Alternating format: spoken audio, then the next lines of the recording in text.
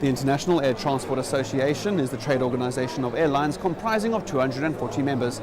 IATA recently held their AGM in Cape Town, where issues such as the profitability of airlines and growth prospects into Africa were up for discussion. Let's take a look. Well, I think probably first and foremost it's making sure that you get the right technology and that if fuel is going to continue to rise at the level it is, and we can see that for the foreseeable future, then you need engines and aircraft that can deal with that. So you're needing engines and aircraft that are going to be burning less fuel, and we're seeing that, for example, with the Dreamliner. The margins are very, very small. I think there's per passenger it's either a cup of coffee or a sandwich. So you need to make sure that your organisation is right-sized, that you're not repeating parts of your business over and over again, that you have the right partnerships, the right alliances, that you're not operating routes that are unprofitable when you can actually do it in partnership with somebody else. So there are a myriad of things, using new technology, using the internet effectively, being able to get your passengers that are in there, be able to get your offering out there. So it's multifaceted, but I think the thing that we'll see in the future is that we'll see a greater level of partnership, particularly within Africa, where connectivity is very, very, very, very poor.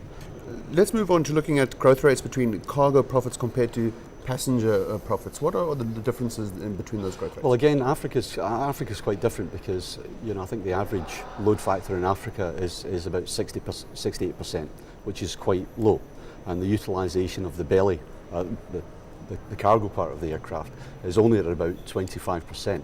So there's an awful lot more that can be done there.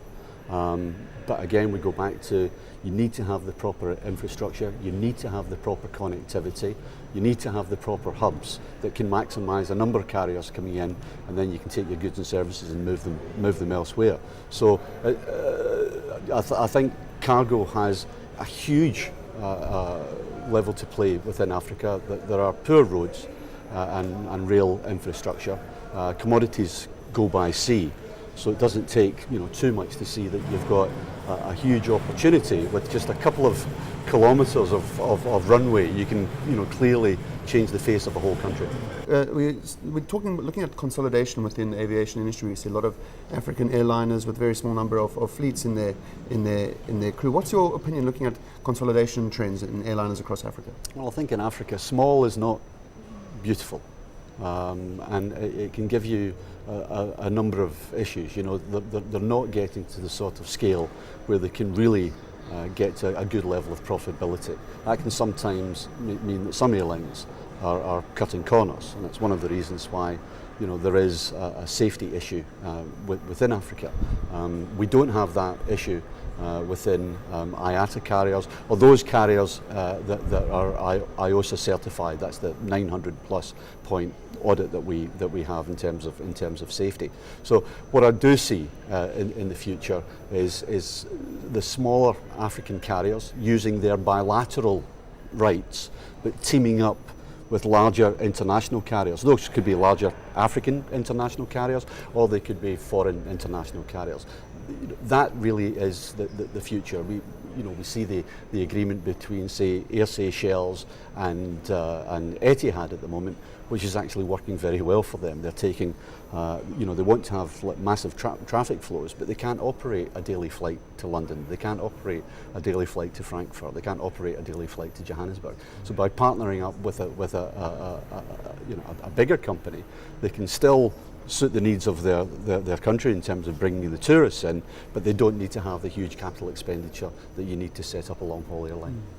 Turning to low-cost carriers, what do you believe the growth outlook is for this sector, especially within the African market? Well, it was interesting. We've talked about cargo before, 25% at the belly, but it's actually growing exponentially. So it's growing from a very, very small base.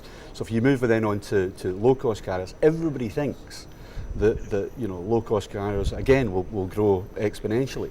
But the issue that we have in Africa now, unlike say in Europe or in the States, where the availability to travel is there for all to see, what we've seen in South Africa, once you get too much capacity going into the market, you see the yields dropping down dramatically, very, very good for the consumer.